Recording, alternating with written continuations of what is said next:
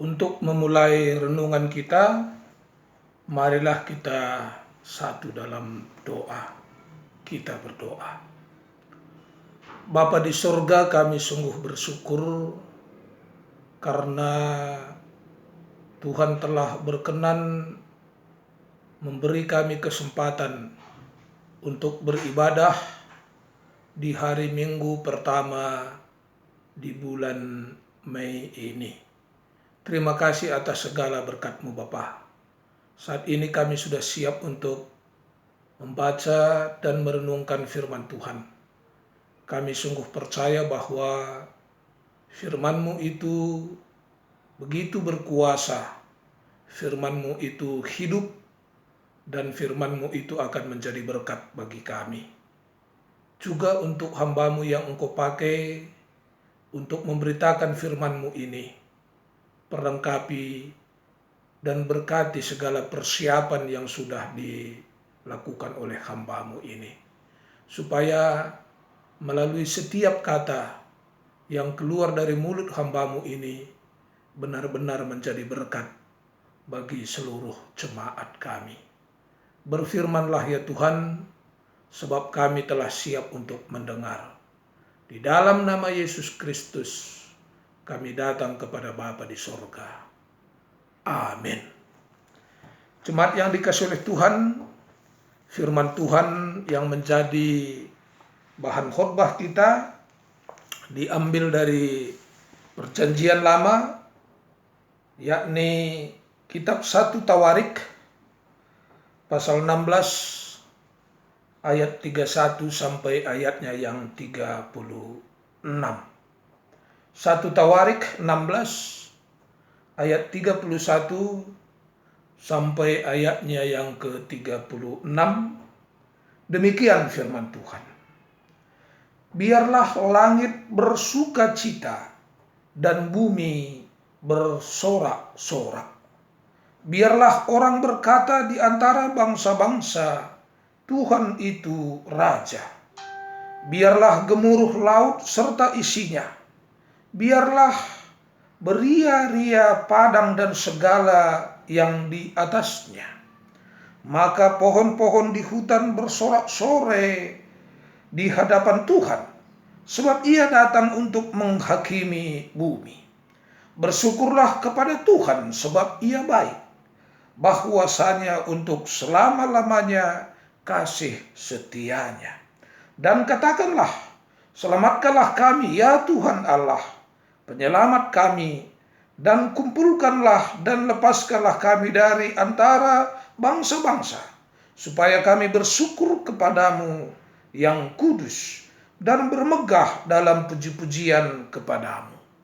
Terpujilah Tuhan Allah Israel dari selama-lamanya sampai selama-lamanya. Maka seluruh umat mengatakan, amin, pujilah Tuhan.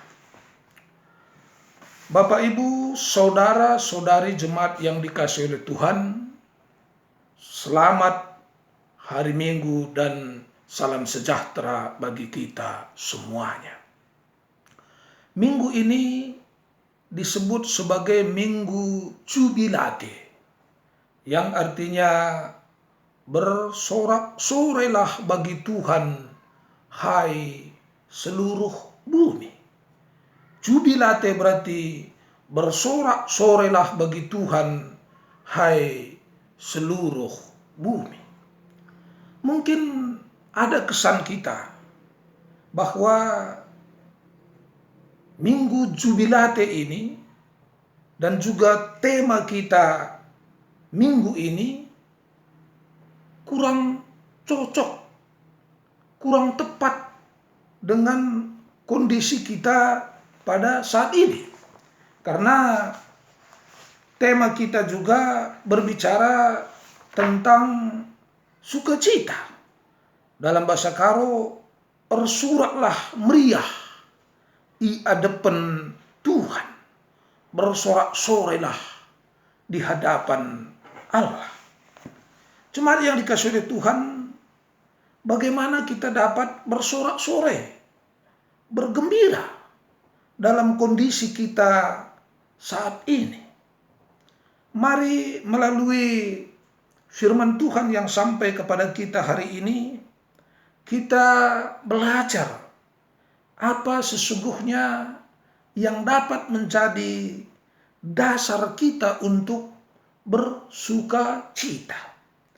Yang pertama, dari bahan invokasio kita, ini merupakan puji-pujian kepada Raja.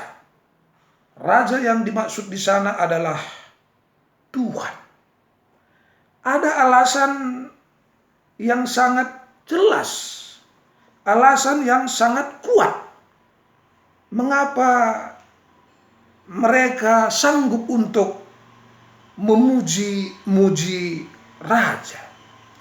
Kalau kita baca dari ayat 1 sampai ayat 3, pemazmur menunjukkan bahwa dia telah melihat perbuatan-perbuatan ajaib Tuhan sepanjang sejarah. Tuhan telah melakukan begitu banyak perbuatan-perbuatan ajaib, perbuatan-perbuatan yang mungkin secara akal manusia tidak dapat dimengerti. Itu sudah dilakukan oleh Tuhan. Khususnya ini berbicara tentang bagaimana Tuhan bekerja menuntun perjalanan umat Israel keluar dari perbudakan di Mesir. Sungguh banyak perbuatan-perbuatan ajaib. Kemudian pemazmur juga melihat bahwa Tuhan telah memberi keselamatan. Perbuatan-perbuatan Allah itu adalah perbuatan-perbuatan dalam rangka memberi keselamatan. Umat Israel diselamatkan. Kemudian pemazmur juga melihat bahwa Tuhan itu menyatakan keadilan. Tuhan itu juga selalu mengingat kasih-Nya dan bertindak sesuai dengan kasih-Nya.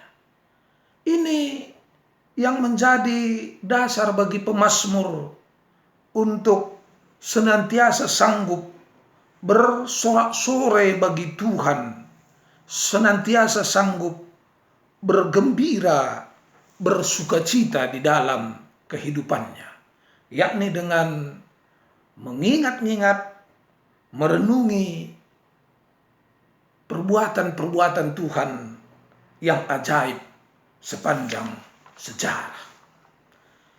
Kemudian dari bahan bacaan kita, yakni surat Rasul Paulus kepada jemaat di Efesus. Kalau kita pelajari bagaimana kehidupan di tengah-tengah kota Efesus saat itu, kita akan melihat bahwa ternyata kota Efesus saat itu adalah kota besar, kota yang menawarkan berbagai bentuk kesenangan. Kesenangan yang jika dilihat dari sudut pandang iman Kristen itu sudah tidak sesuai. Ataupun yang ditawarkan adalah kesenangan-kesenangan yang menyimpang dari apa yang dikehendaki oleh Tuhan. Kepada jemaat yang hidup di tengah-tengah situasi seperti itu, Rasul Paulus mengingatkan dan memperlengkapi supaya jemaat bisa menjaga kekudusannya.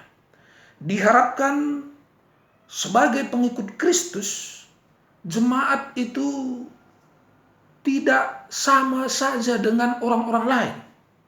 Rasul Paulus sangat mengharapkan supaya jemaat sebagai pengikut Kristus hidup dalam terang dan menjadi terang. Hidup dalam keteladanan perilaku bagi masyarakat sekitar. Perilaku mereka berbeda. Berbeda dalam pengertian unggul dalam hal moral, unggul dalam hal kejujuran, unggul dalam hal kebaikan. Jangan sama seperti masyarakat pada umumnya. Oleh sebab itu Rasul Paulus mengajak supaya jemaat mengevaluasi cara hidup mereka. Kalau kita baca tadi di dalam ayat 15 dikatakan, karena itu perhatikanlah dengan seksama bagaimana kamu hidup. Janganlah seperti orang bebal, tapi seperti orang arif. Evaluasi. Jemaat diajak untuk mengevaluasi bagaimana kamu hidup. Janganlah jadi seperti orang bebal, tapi menjadi seorang yang arif. Kemudian ayat 16, dan pergunakanlah waktu yang ada karena hari-hari ini adalah jahat. Bagaimanakah maksud Rasul Paulus mengatakan hari-hari ini adalah jahat? Tentunya bukan berarti seperti pemahaman katakanlah dalam kepercayaan kuno bahwa antara hari yang satu dengan hari yang lainnya itu berbeda. Semaka di karo lihat naik istilah niti wari ini na paikin wari simuhuli. Maksud Rasul Paulus di sini mengatakan bahwa hari-hari ini adalah jahat, berbicara tentang kenyataan-kenyataan yang terjadi di hari-hari yang kita jalani. Ataupun dengan kata lain bahwa hari-hari yang kita jalani, peristiwa-peristiwa di hari-hari yang kita jalani lebih banyak menawarkan kesesatan daripada kebaikan. Rasul Paulus melihat bahwa iblis bekerja keras. Bagaimana merusak manusia, bagaimana menggiring manusia supaya mengkhianat kepada Tuhan. Oleh sebab itu, dalam menjalani hari-hari itu, diajak supaya benar-benar arif. Karena kita dikelilingi oleh tawaran-tawaran, godaan-godaan untuk mengingkari iman percaya kita. Saya kira ini nyata sampai pada hari ini.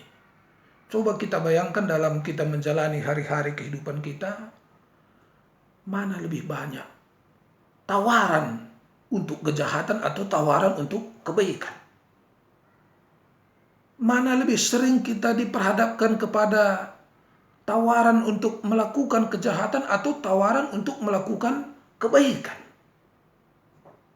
Rasul Paulus melihat bahwa begitu dominannya tawaran-tawaran untuk kejahatan. Oleh sebab itu, kita harus benar-benar mempergunakan waktu yang ada dengan sebaik-baiknya. Jangan mempergunakan waktu yang ada untuk hal-hal kejahatan. Ayat 17, Rasul Paulus menegaskan, janganlah kamu bodoh, tetapi usahakanlah supaya kamu mengerti kehendak Tuhan. Itu yang terpenting. Jemaat yang dikasihi oleh Tuhan, tentunya ajakan untuk hidup dalam terang, ajakan untuk hidup dalam jalan yang dikehendaki oleh Tuhan, seperti yang ditegaskan dalam bahan bacaan kita Efesus 5 ayat 15 sampai 21, tentunya itu bukan hal yang mudah untuk dilakukan. Ada kemungkinan-kemungkinan kita akan jatuh. Tetapi Rasul Paulus sungguh menegaskan bahwa hasil atau buah dari hidup seturut dengan kehendak Tuhan itu hasilnya adalah sukacita. Orang yang hidup dalam jalan Tuhan itu akan mengalami sukacita.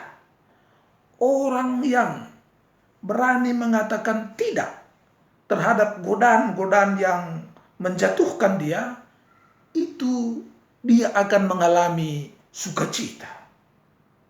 Jadi dengan sangat jelas, dengan sangat yakin, dengan sangat mendasar, Rasul Paulus menegaskan bahwa cara memperoleh hidup yang sukacita, cara memperoleh hidup yang bahagia adalah hidup dalam jalan Tuhan. Saya kira ini sebuah kebenaran yang walaupun dalam kenyataannya sering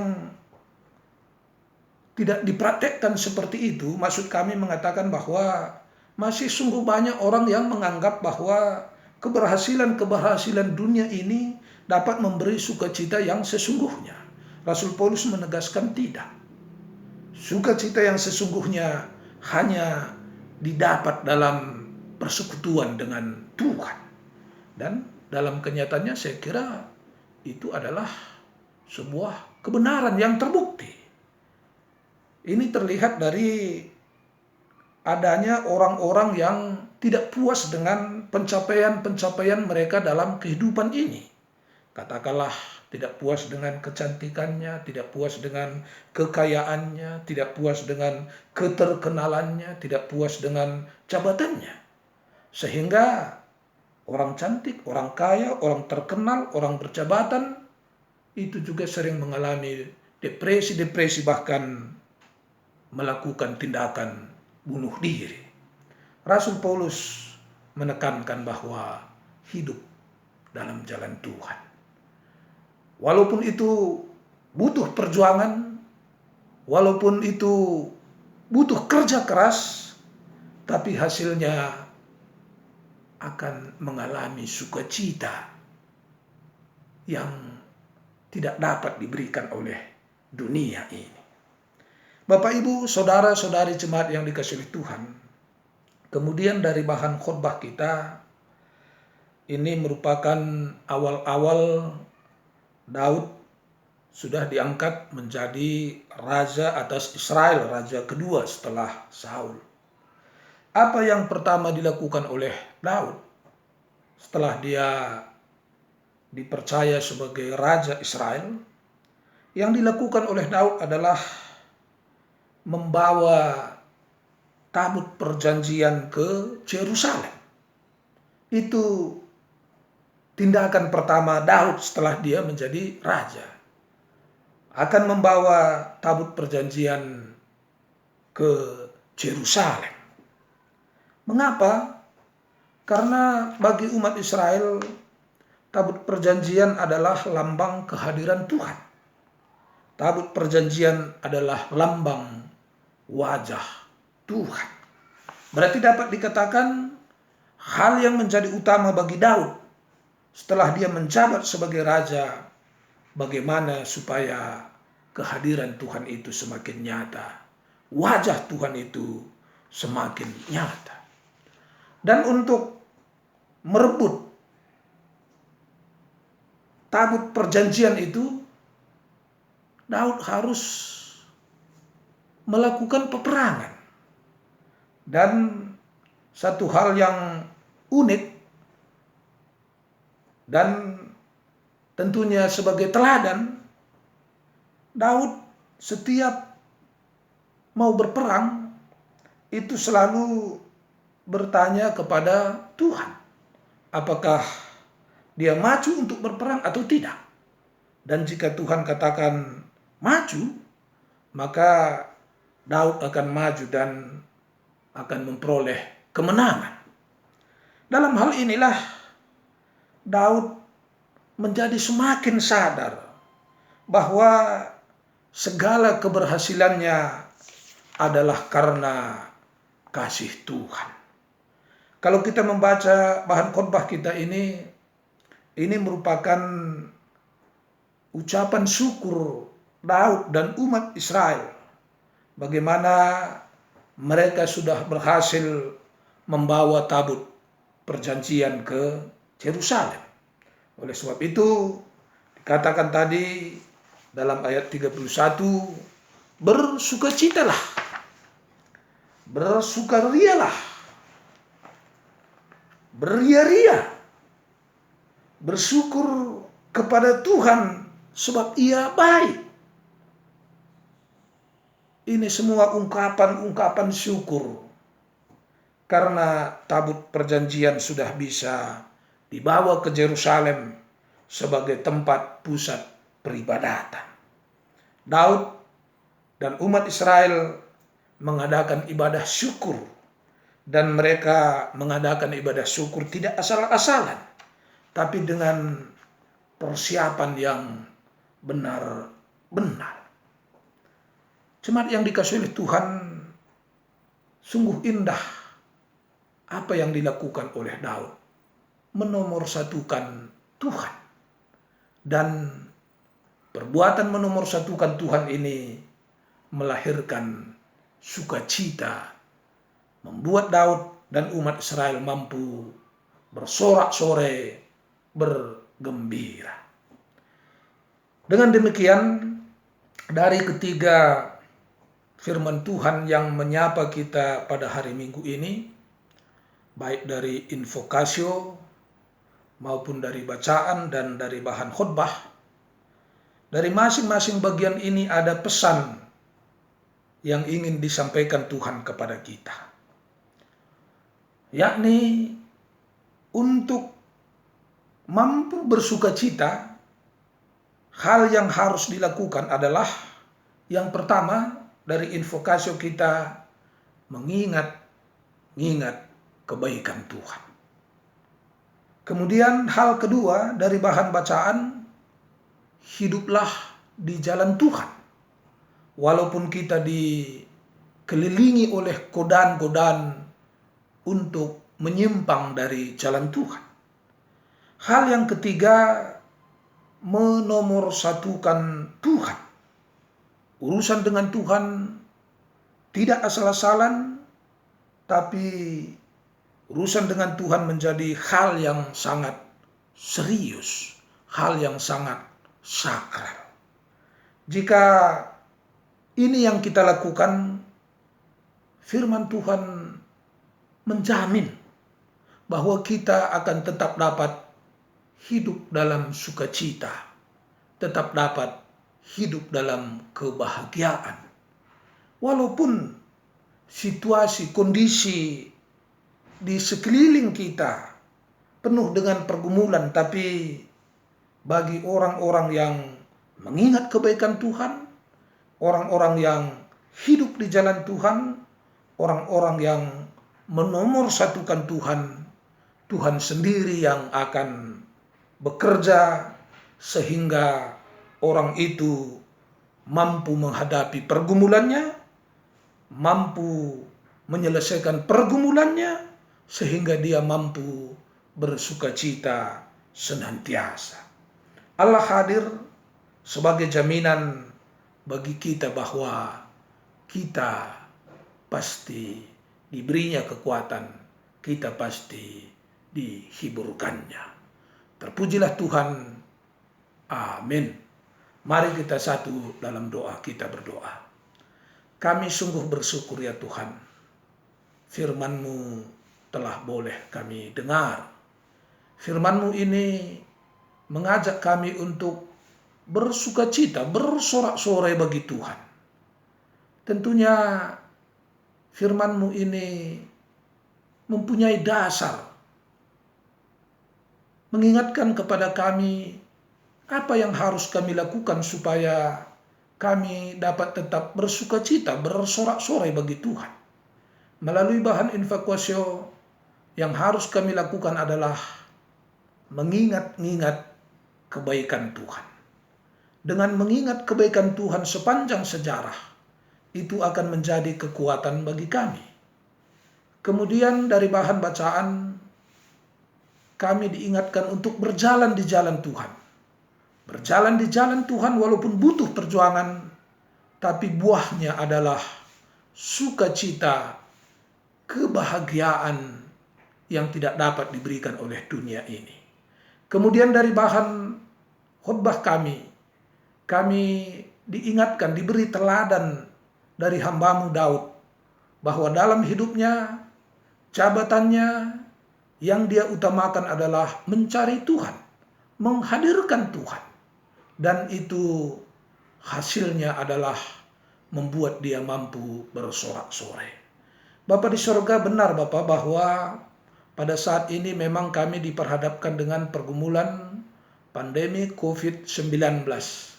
Tapi melalui firman-Mu ini kami diberi rumusan, kami diberi pegangan apa yang harus kami lakukan supaya tetap dapat bersuka cita dalam hidup ini. Apa yang harus kami lakukan supaya kami kuat. Bapa, tentunya dampak dari pandemi COVID-19 ini mengena kepada kami semuanya. Mungkin berbeda-beda tingkat keparahannya, namun yang pasti kami semua terkena dampaknya.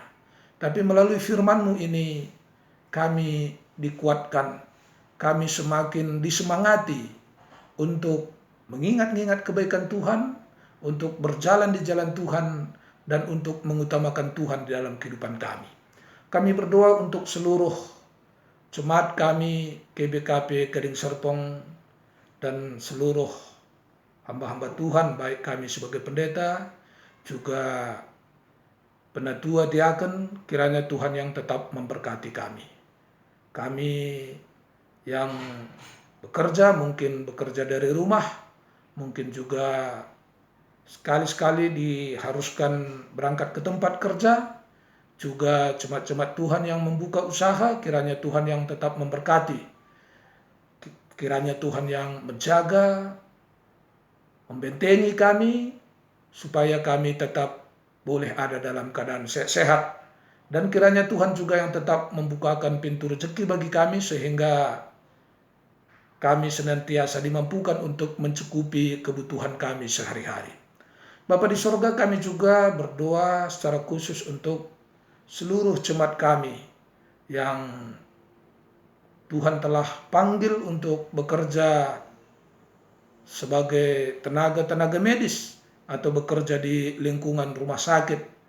Kiranya Tuhan, Engkaulah yang melindungi mereka, menutup bungkus mereka dengan kasih-Mu, sehingga seluruh saudara kekasih kami ini tetap ada dalam keadaan sehat dan tetap dapat melaksanakan pelayanannya dengan sebaik-baiknya. Bapa di sorga, kami juga berdoa ya Tuhan untuk seluruh saudara kekasih kami yang sedang dirawat, khususnya yang terpapar virus COVID-19 ini. Kiranya Tuhan yang memberkati supaya semakin banyak saudara kekasih kami yang disembuhkan. Kami juga berdoa untuk pemimpin kami, baik di tingkat pusat maupun di tingkat daerah. Kiranya Tuhan juga yang tetap memberkati supaya mereka juga tetap dapat mengambil kebijakan-kebijakan dalam rangka menyelesaikan masalah COVID-19 ini supaya secepatnya berlalu dari bangsa kami. Tentunya segala program pemerintah harus juga didukung oleh masyarakat. Oleh sebab itu kiranya Tuhan juga yang bekerja supaya semakin tinggilah tingkat kesadaran masyarakat untuk mengikuti anjuran-anjuran pemerintah kami. Bapa, terima kasih atas segala kebaikan-Mu. Secara khusus juga kami mau berdoa untuk orang-orang tua kami yang sudah lanjut usia. Kiranya Tuhan yang tetap memberkati supaya mereka juga boleh tetap ada dalam keadaan sehat-sehat. Juga kami berdoa untuk anak-anak kami, khususnya yang melaksanakan belajar dari rumah. Kiranya Tuhan juga yang memberkati supaya anak-anak kami juga tetap boleh berjalan dengan baik. Terima kasih atas segala kebaikan-Mu ya Bapa. Inilah doa kami. Kami datang dengan penuh kerendahan hati di dalam nama Yesus Kristus, Tuhan dan Juru Selamat kami yang hidup. Amin.